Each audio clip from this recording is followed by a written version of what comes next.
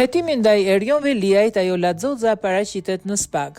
Ditën e sotme, gruaja e kryebashkiakut të Tiranës, Erjon Veliaj, ajo Ladzoza, është paraqitur në ambientet e prokurorisë posaçme kundër krimit organizuar dhe korrupsionit SPAK. Zoza është paraqitur së bashku me avokatin e saj dhe të bashkëshortit të Veliajt, Max Haxhia. Ajo ka mbërritur në ambientet e SPAK në kuadër të respektimit të masës së sigurimit detyrim paraqitje të caktuar ndaj saj nga gjykata.